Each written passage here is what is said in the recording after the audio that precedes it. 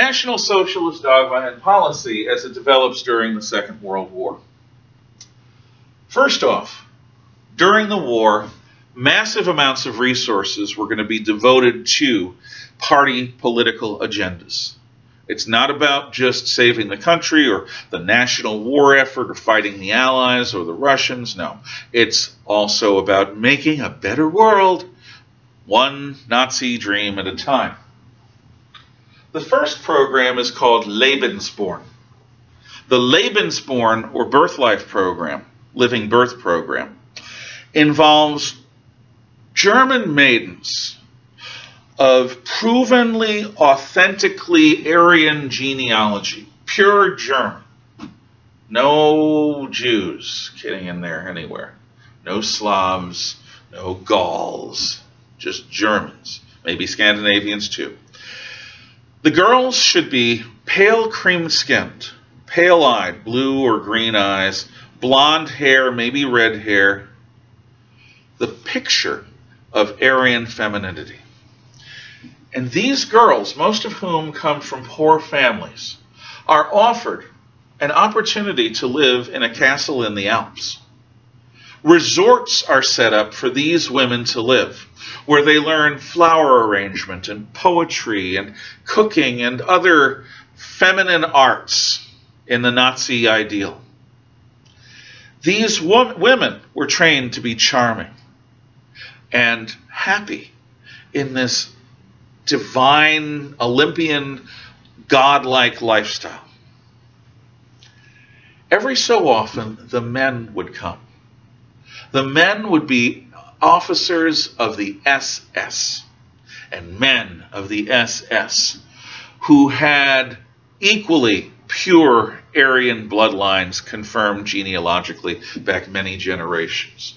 Also tall, broad-shouldered, strong-jawed, blonde-haired, blue-eyed pictures of Aryan masculinity. These men and these women would date, and they would have relations, and the women would get pregnant, and they would have children. Now, many of the SS men who came to these resorts in the Lebensborn program had wives. But this is a duty. They closed their eyes and they thought of Germany, because these children were not from any family. The mothers understood that their children were not going to be raised by them. The fathers understood too. These children were going to be raised by the Nazi Party itself. They were going to be raised as the new elite, as a generation of people never contaminated by the old traditional family, the old Christian church, the old ways in Germany. They're going to be raised to be the purest of the pure, the perfect physical specimens with the perfect cultural education. Lebensborn was going to provide the future rulers of earth. I actually, when I was in college, knew a German exchange student who later became a West German and later a German television personality, a news reporter. And she was beautiful, the perfect example of German Aryan femininity. Now, she could be a result of accidental genetics, but it's also entirely possible that she was a product of a second-generation product of Lebensborn. We don't know. The program was designed to breed children like we breed cattle, in this case to breed rulers properly indoctrinated from the cradle in Nazi Party ways of looking at things. As Germany rules Europe, there is a strict understanding of the hierarchy of races. The master race, the Herrenvolk, the Übermensch, the Superman, are the Aryans. Not the Iranians, really. Not them. Not the other Caucasians in Asia.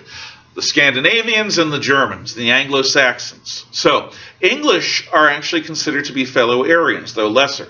Dutch are considered to be fellow Aryans, but lesser. Danes, Swedes, and Norwegians are considered to be fellow Aryans. but a little lesser. The pure flower of Aryan culture and physicality is German and Austrian, which is German, basically. They are the master race, the Übermensch, the superhuman. Then there are the intendant races. Intendants as in servants and functionaries. And these include the Celts of Ireland and some French blood, the sort of pale-skinned, freckle-faced, green-eyed, red-hair people, the Welsh, the Scots. It also includes the French, who are sort of a mixed blood amalgam. It includes the olive-skinned peoples of Portugal, Spain, Italy, and maybe Greece. These are the servants. They're good enough to be functionaries, secretaries, house servants, and so forth. Beneath these servitors are the slave races. The Slavs, chief among these. The Slavs are the Russians, Belarus, White Russians, Ukrainians, Poles, Lithuanians, Latvians, Estonians. The Finns are weird. They're not either Scandinavian nor Slavic. They're something older, sort of like the Basques and the Romi. The Slavs, which include Romanians and Czechs, are a slave race. Even though they're as pale-skinned, blonde-haired, and blue-eyed as any German, they are different and evidently, self-evidently, a slave people, good for grunt work but not thinking. And they are basically to be treated like human cattle. Other slave races include the peoples of the Middle East, the peoples of Asia, the peoples of Africa, of course, and the peoples of Latin America, because these are Nazis. They're going to view everything in racial terms.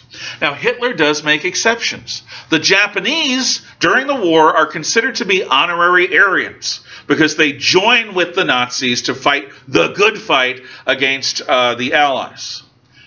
The Grand Mufti of Jerusalem, the leader of the Palestinian Islamic faction, is also made an honorary Aryan, as are members of Bosnia's Muslim community, who form an SS division during World War II called the Hanshai Division. The Grand Mufti of Jerusalem, Haj Amin al-Husseini, who is, as much as anyone or more than most, personally responsible for the current Arab-Israeli troubles, is made an honorary Aryan because they, like Hitler, want to destroy the Jews. So exceptions are made to these racial policies based on realpolitik, sense of common interests in terms of the Mufti and in terms of the Japanese. But in general terms, race trumps everything except something like that.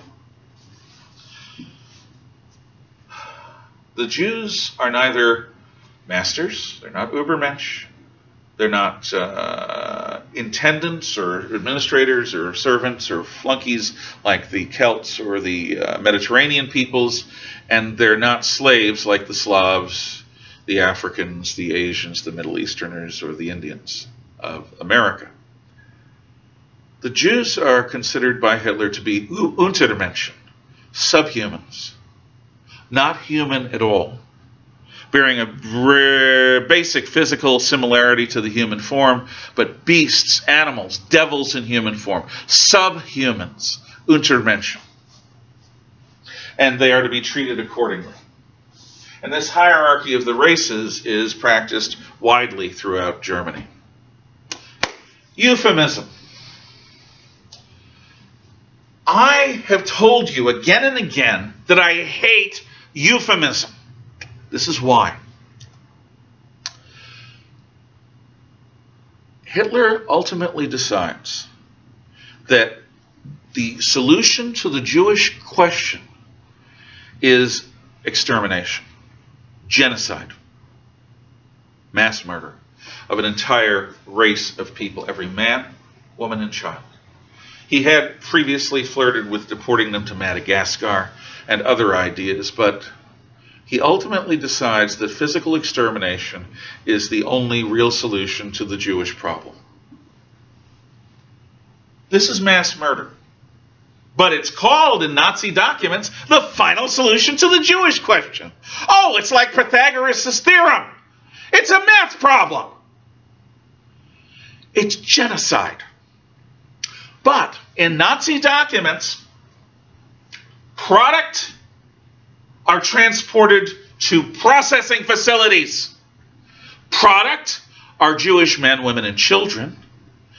Processing facilities are death camps, where they arrive by the trainload and are exterminated and sent in through the door and out through the chimney. Product processing. Final solution. When a government is up to some truly heinous stuff, they will use soft language to conceal hard truth. And the use of euphemism then and now is a dangerous sign of a willingness for individuals and groups to engage in self-deception. Because if we notice that the Jews are no longer among us, we don't know where they've gone. They're just gone. They ended up in the East somewhere. If we think about that, if we put two and two together, if we notice what's going on around us, we might have to do something about it. And if we do something about it, we're going to probably get killed by the SS, by the Gestapo. So we don't want to notice anything. And euphemism makes that easier and easier to do. This is the nightmare reality that Nazism, the National Socialist German Workers' Party, and Adolf Hitler have in mind for the world. And they actually put it into practice during the 1930s, before World War II, during the 1940s, during. Next time, we will talk about how the rest of the world reacts to these totalitarian dictators, and there's one word that answers it, and it is the disgraceful word, appeasement. Thus ends lectures for week 2. Enjoy your vacation.